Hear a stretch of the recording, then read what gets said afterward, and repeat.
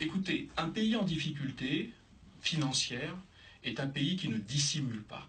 C'est un pays qui, par la multiplicité des créanciers, peut avoir, ça peut arriver aussi à une personne privée, peut avoir besoin d'un peu de temps pour rassembler l'ensemble des informations à mettre à disposition du FMI. C'est ce qui a été fait. Et aujourd'hui, nous pensons que l'ensemble des éléments sont sur la table. D'ailleurs, une mission du FMI est actuellement à Brazzaville. Elle est en train d'achever sa mission dans les heures qui viennent.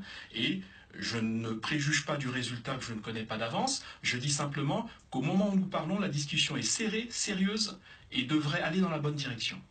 Donc la dissimulation, c'était un mensonge involontaire, c'est ça que vous voulez dire? Je dis simplement que quand on a une situation de multiplicité de ses créanciers, et les circuits financiers étant complexes comme vous l'imaginez bien, on a de la part de celui qui nous demande des informations, peut-être une impatience, mais on doit aussi tenir compte du fait que celui qui doit les donner doit rassembler les données et doit les transmettre dès qu'il les reçoit. Il n'y a eu aucune volonté de dissimulation du Congo, il y a eu peut-être une sorte de malentendu entre la vitesse de transmission des informations et la capacité du Congo à justement fournir en temps réel ces informations-là.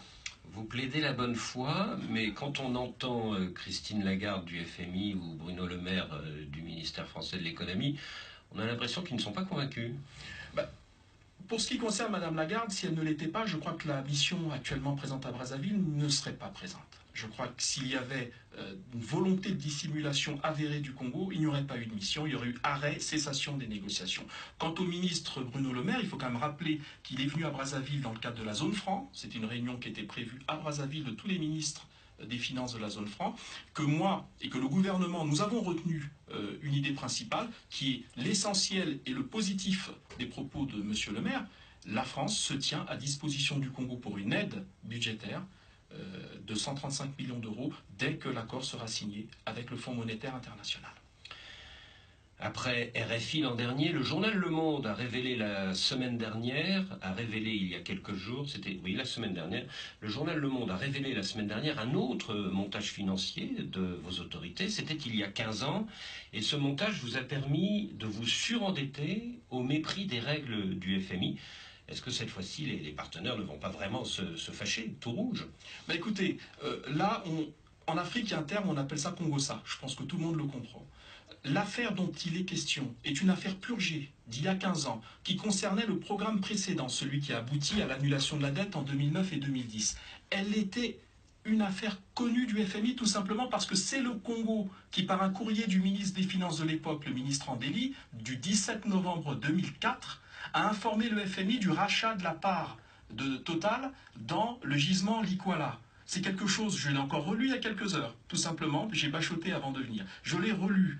Donc je ne vois pas un État berné, comme a dit Le Monde, quelqu'un en le prévenant, en informant qu'il est en train de le berner. C'est une volonté de ceux qui ont alimenté le monde de ce type d'information de pourrir la négociation qui arrive à sa finalisation pour le temps présent. L'affaire dont nous parlons a été purgée il y a 15 ans. Selon nos confrères du Monde, le montage des années 2003 a été mis sur pied avec l'aide de la compagnie pétrolière française Total, qui aurait mis au point un montage offshore impénétrable. Est-ce que le groupe Total a été poussé au crime dans cette affaire? Je ne rentrerai pas dans le détail technique de ce dossier qui, encore une fois, est purgé. Et je pense que si le FMI estimait que cette affaire en était une, et n'en est plus une, et il n'a jamais été une affaire, puisque le Congo a prévenu lui-même le FMI de ce montage, eh bien, si cette affaire avait une quelconque importance aujourd'hui, je crois que le FMI ne manquerait pas de communiquer, ce qui n'est pas le cas depuis plus d'une semaine. Bruno Le Maire l'a dit la semaine dernière, hein, la France est prête à vous aider à hauteur de 135 millions d'euros sur 3 ans, mais à une condition, c'est qu'un nouvel accord avec le FMI soit possible. Oui, c'est ce que nous avons noté, c'est ce que j'ai rappelé tout à l'heure. Mais écoutez, cet accord viendra, il viendra en temps et en heure.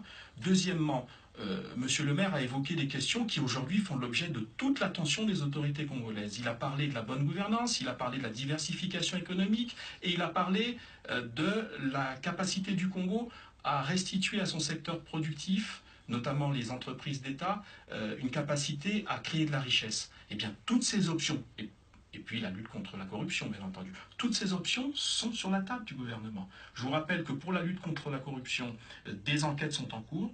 je n'ai pas à les évoquer en tant que membre de l'exécutif, et en plus elles doivent se dérouler de manière sereine. Il y a des cadres qui sont mis en cause. Pour ce qui concerne la restructuration du secteur d'État, nous avons annoncé il y a quelques semaines au Conseil des ministres la restructuration des sociétés d'eau et d'électricité, qui sont deux gros maillons faibles de la gestion des entreprises d'État. À venir, l'entreprise de télécommunications publiques. Nous avons annoncé, le président de la République a annoncé la réduction du train de vie de l'État. C'est quelque chose qui est en cours et qui se pratique au quotidien. Des mesures sont prises et d'autres seront prises. Donc il y a manifestement, de la part du Congo, une marche dans la bonne direction. Des cadres sont mis en cause dans la lutte contre la corruption, dites-vous. Des ministres vont tomber? Je ne suis pas magicien, je ne lis pas dans le marc de café, je ne suis pas le procureur. Je dis simplement qu'il y a en matière pénale la nécessité de ne pas se rapporter à la seule clameur publique. Un dossier n'est pas traité dans la rue, un dossier est traité par des procédures qui font qu'à charge et à décharge, on puisse déterminer les responsabilités des uns et des autres. Pas d'opération épervier comme au Cameroun.